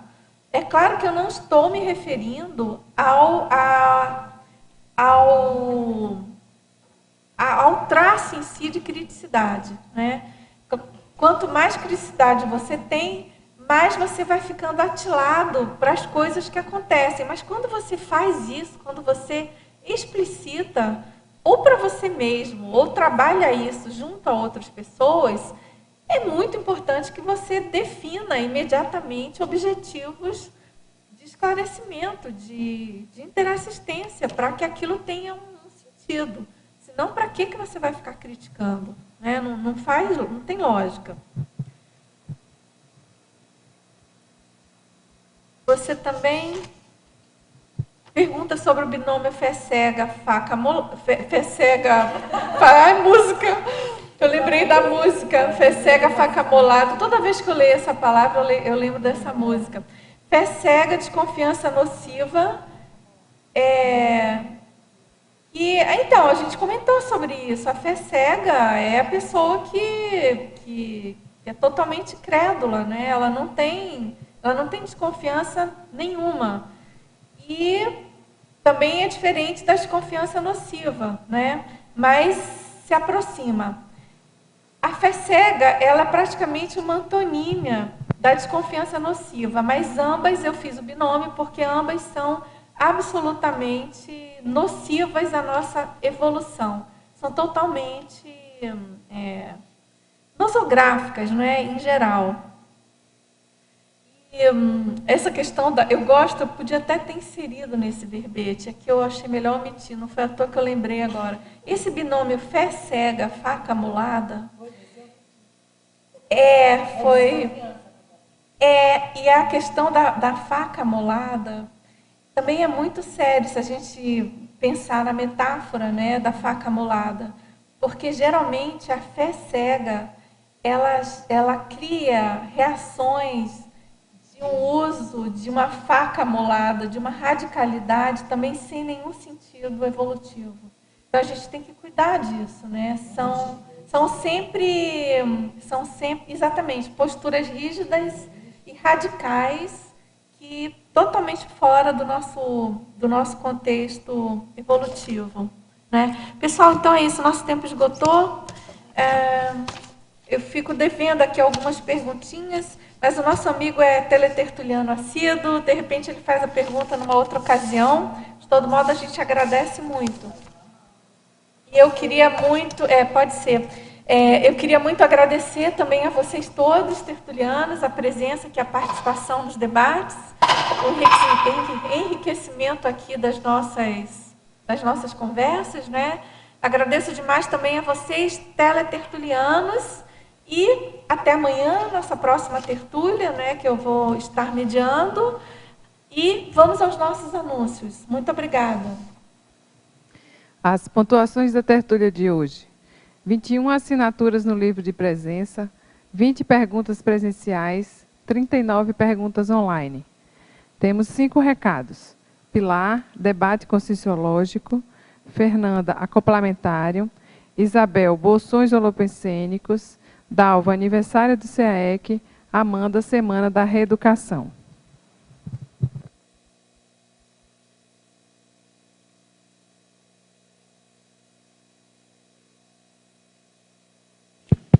Boa tarde a todos.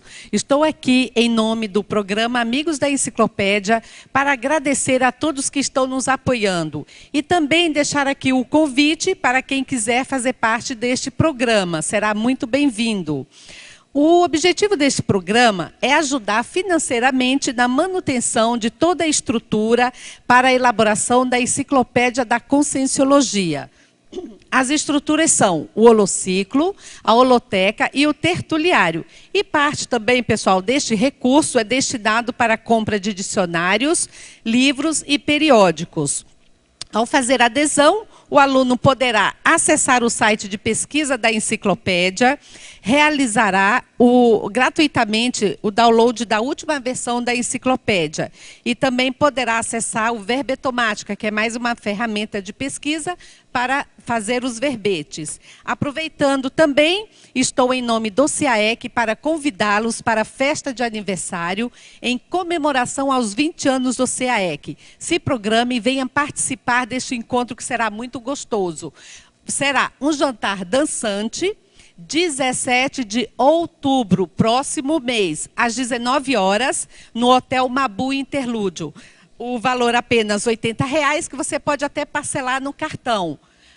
Procure a recepção do CAEC, quem estiver fora de Foz, ou através do telefone 45, o nosso código de área, 3525-2652. Obrigada e boa tarde. Boa tarde a todos. O CAEC patrocina uma atividade contínua e permanente dos debates conscienciológicos todos os domingos à tarde.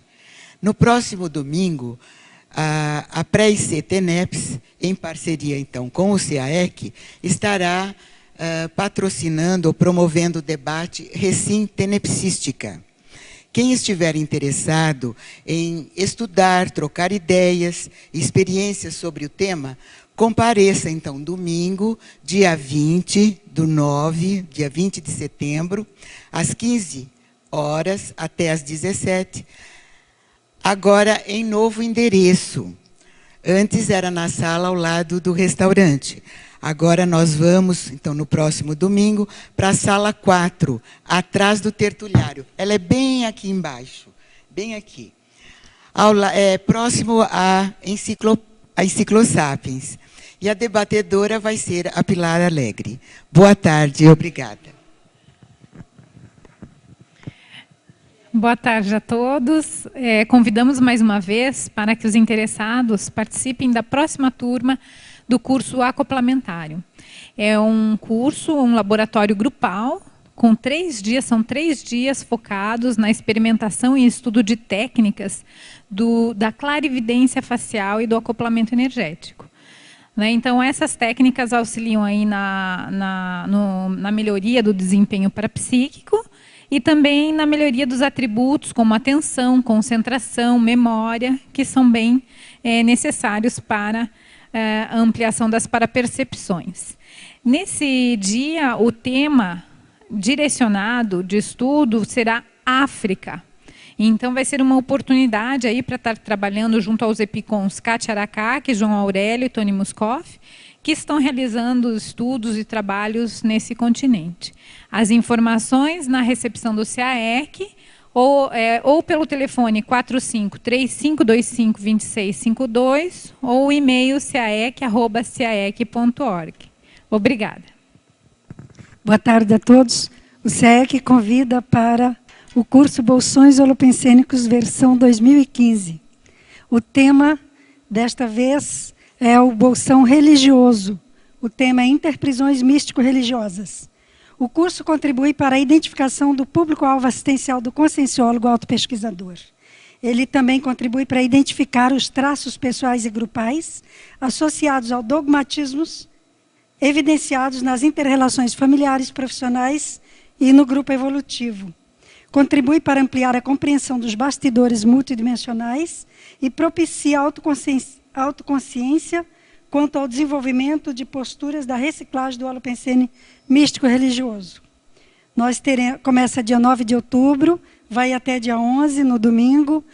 Vai ter consciência cobaia para você identificar os traços. Vai ter oficina para desmistificação de mitos da persona religiosa. Enfim, ele foi feito para nós reciclarmos esse traço que é inerente aos intelectuais, porque é sabido que os intelectuais tinham acesso aos livros quando era do clero, da igreja, etc. Obrigada. Inscrições no CAEC. Olá, boa tarde a todos. Dos dias 10 a 18 de outubro, a Repreendência estará com uma série de atividades bem interessantes. É a semana da reeducação. Então, teremos cursos de campo, dinâmicas, debates e simpósios. Essa semana é realizada todos os anos em outubro. Hoje eu faço um convite especial a vocês para o nosso curso de campo, que será no dia 10 e 11 de outubro, sábado e domingo, no Hotel Mabu Interlúdio, que está num valor de R$ 360, podendo ser parcelado em 5 vezes. São apenas 40 vagas e eu convido a todos para participar desse Holopensene. Mais informações pelo e-mail contato@reaprendentia.org ou pelo telefone 45 88 21 83 87. Muito obrigada.